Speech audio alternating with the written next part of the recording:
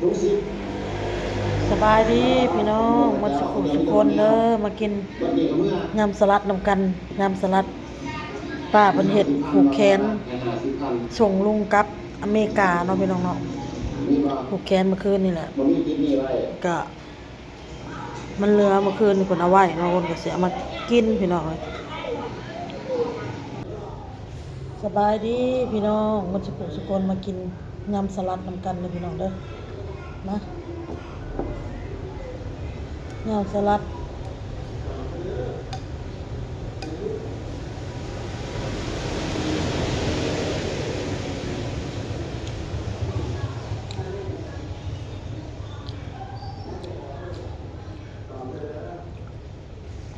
อยู่เฮือนหญ้ามื้ออื่นก็เดินทางมื้อนี้สิเอาข้าวปุ้นเขามาสุดก่อนเนาะสิเอาข้าวปุ้นมาให้หญ้าน้องบอนก็บ่ได้เอามาลืมพี่น้องเอ้ยสุดนี้แหละเอามาแล้วเอามาให้แล้วโอนกับซักเครื่องออโต้แล้วก็ซักเครื่องไฮบอเต้ทั้งพี่น้องแล้วก็เตรียมเครื่องเตรียมของอะไรเนาะพี่น้องจนบ่ได้เฮ็ดฮอดคลิปลงคลิปซ่ามื้อนี้เฮ็ดคลิปซ่าพี่น้องเอ้ย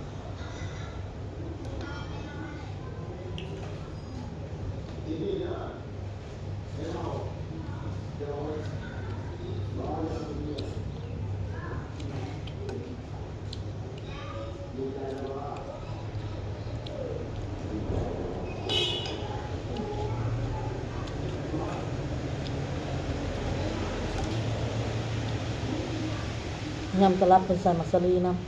ำกินยำสลัดแล้วสิพาเอาโต๊ะไปหาเนาะไปหาอ้ายไปหาหญ้าน้องบอนพี่น้องเอ้ยเอาข้าวปุ้นไปให้ลาวแล้วก็ไปลิ้นน้ำลูกเลยฝนตกหมดมื้อพี่น้องตกทั้งวันเลยแหละบ่ฮู้ว่าทางFC อยู่ฝนตกนำอยู่บ่พี่น้องทางอ้นอยู่นี่ฝนตกขนาดเลยตกแต่เช้าพุ่น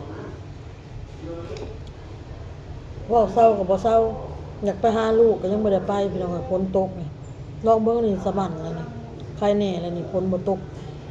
มีแต่หิบๆซื่อๆสิไปพี่น้องฝนตกแฮงแล้วบ่ได้ไป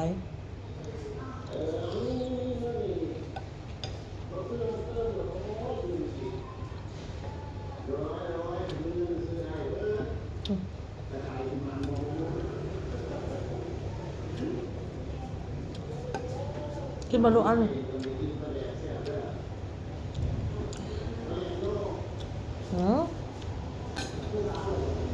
เอาโตเอาไปเอาไป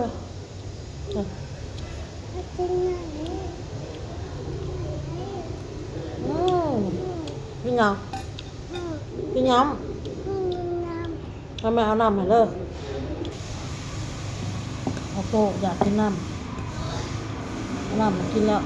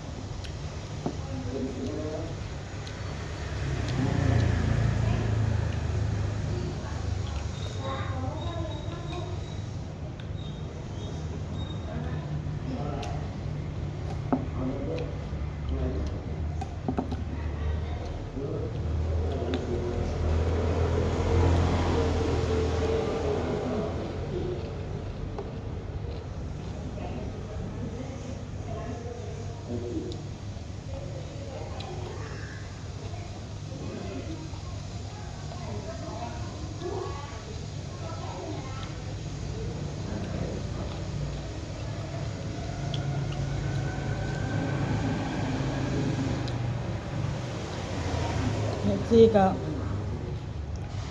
คือดีแล้วบ่สิไปเนาะต้นน่ะไปต้นน่ะให้มาอีกเพิ่นว่าคื คิดดีแล้วพี่น้องเอ้ย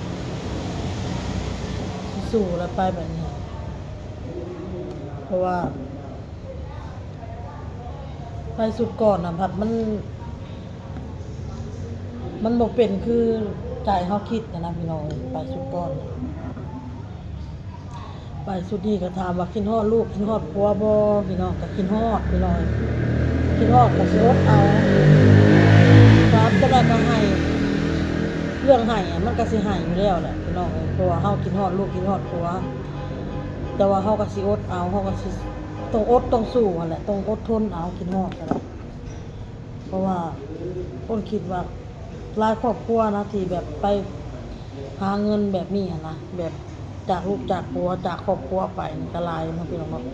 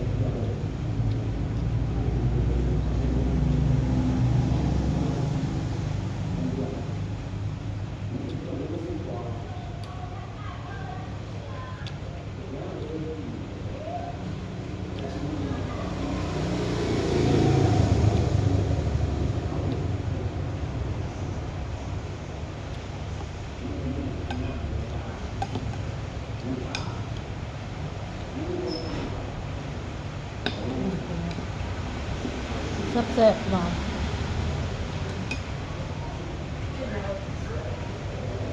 น้ำปลาร้า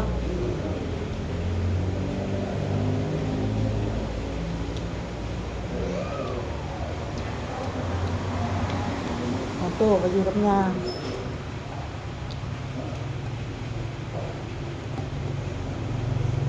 คันชุมบอกไปเลยนะไปแล้วเห็ดบ่ได้เนาะไปแล้วเห็ดเวียกบ่ได้กลับมาพอดีเลยป้าข่อยยาข่อยเราเขาให้ขนาดเลยแหละ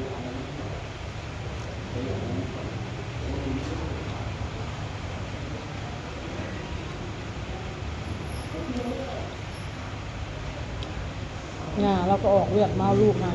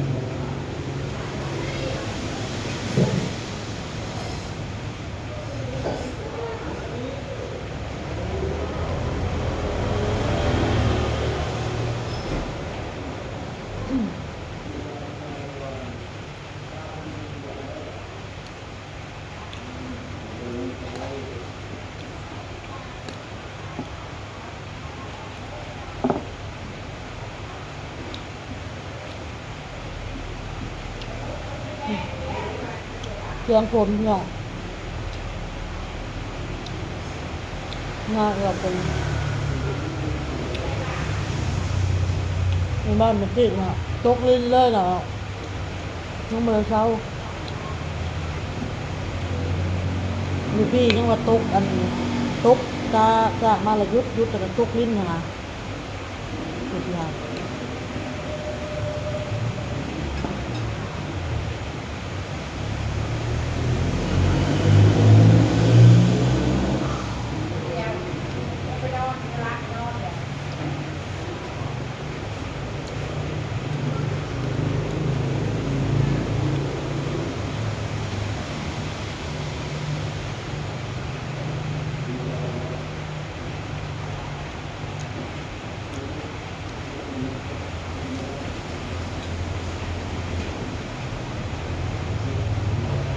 โอ้ยมันมีลงมาโตะ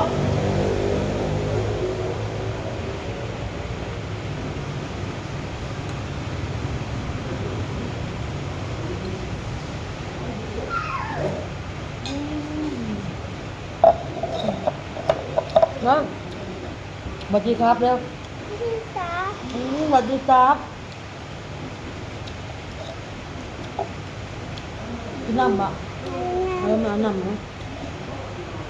ลาละพี่น้องคลิปนี้ก็ลาสบายดี